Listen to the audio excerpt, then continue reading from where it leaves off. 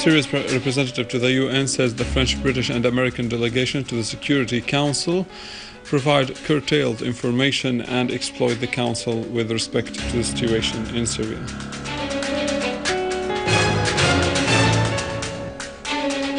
And Syrian Arab army continues to advance in Old Homs, heading to al-Hamidiyya neighborhood, inflicting heavy losses on terrorists. Minister of Electricity inspects the workshops which are working to rehabilitate the infrastructure in Maaloula town.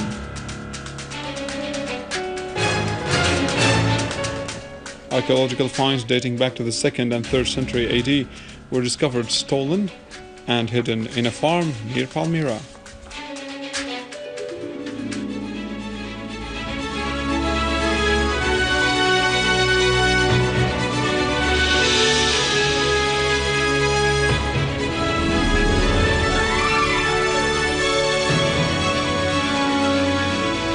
Good afternoon, this is news in English from the Syrian Arab television in Damascus.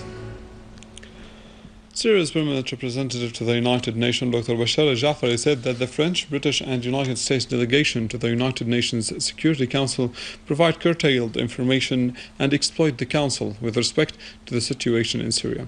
A closer look in the following. In a press conference held after the end of the closed-door consultations held last night about the situation in Homs City, al-Jaafari said that the American Franco-British mixed diplomacy is strange and rejected, as they focus only on the so-called Old Homs and forget the Turkish-backed terrorism against Kasab. He added that there are numerous errors committed by the UNSC member states and the staff of the Secretariat of the Council, who did not provide the Council with sound information to enable it to take appropriate action. The permanent representative stressed that the Syrian government a few months ago allowed 2,700 civilians and gunmen to leave Old Homs, and now they are living in safe areas. He demanded the UNSC to take measures that put pressure on governments that finance terrorists in Syria. He went on to say that the Syrian people do not want press releases from Council, but they want new measures that exert pressures on those governments that fund terrorists in Syria and drove them to stop helping them to cross the borders. Al-Jaafari pointed out to the involvement of some governments in shedding the Syrian blood, touching upon what was written by Seymour Hersh about the use of chemical weapons, as well as the leaked records for the meeting in the office of Turkey's foreign minister, as it became clear to everyone that the Turkish government's involvement in destabilizing Syria and shedding the Syrian blood. He stressed that the responsibility of keeping international peace and security does not fall only on China and Russia, but it is the responsibility of the 15 UNSC members. Al-Jaafari held the United States, France and Britain responsible for aggravation of the situation in Syria. Al-Jaafari stressed that, contrary to the US government's claims on supporting a political solution in Syria, it has facilitated, as all know, delivering anti-tank missiles to terrorist groups, which were designated by terrorist entities on the UNSC lists. Al-Jaafari concluded criticizing the European Union's double standards. Well, it claims it is a friend of the Syrian people while imposing economic sanctions on them and bought oil for their terrorists included on the UNSC terrorist entities lists. Minister of Electricity Ahmad Khamis said maintenance teams have started work to rehabilitate the electricity network in Maaloula town in Damascus Countryside to restore power as soon as possible. More in the following. During the tour in the area, Minister Khamis inspected the damage inflicted to the electricity infrastructure in the area due to the acts of the armed terrorist groups, highlighting that their terrorist acts will never undermine the will of the Syrian people or sabotage the national unity among the Syrians.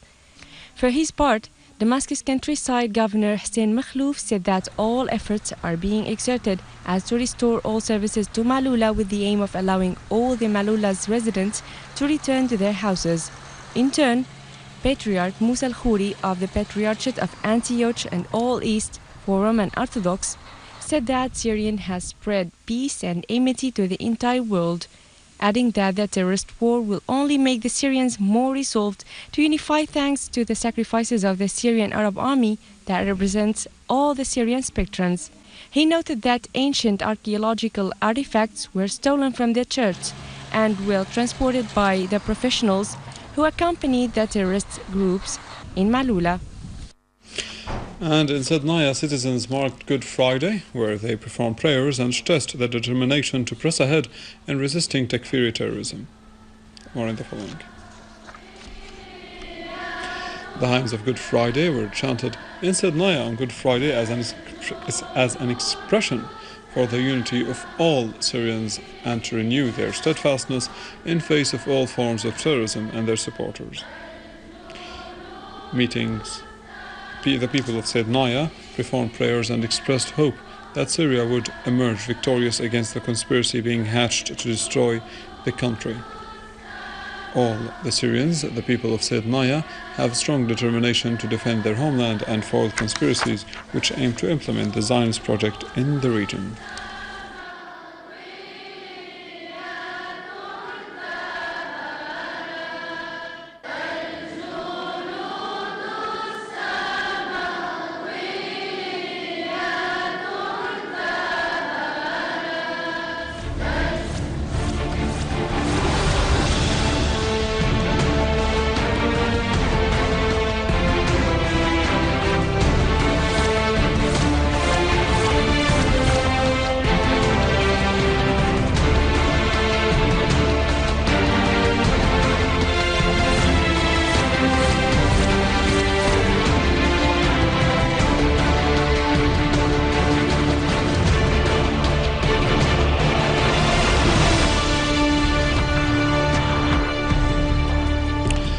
In Hama city, units of the Syrian Arab Army and armed forces achieved progress in pursuing terrorists in the old parts of the city. Army units cleared several buildings and streets of terrorists and expelled terrorists from the Mar Mikhail church.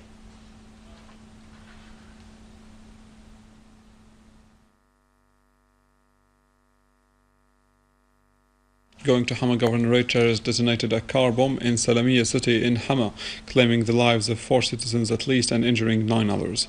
A source at Hama Police Command said that terrorist explosions targeted 4 trucks carrying humanitarian aid and staff of the Syrian Red Crescent on Hama-Salamiyeh Road.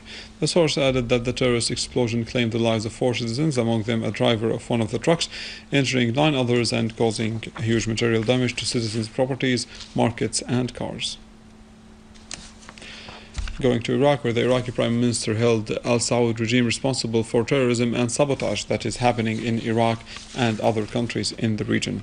He also asserted that al-Saud are backing terrorists and in targeting the Iraqi people, while their fortune has turned into tools of murder and intervention in the others' affairs, showing that some of the neighboring countries, in cooperation with foreign countries, are trying to block the democratic process in Iraq in reference to the elections supposed to be held later on this month.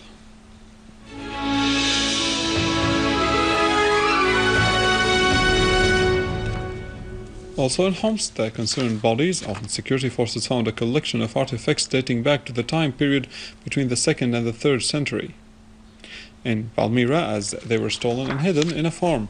These artifacts were parts of a funeral bed and a woman's bust from Palmyra, in addition to a statue for a priest there.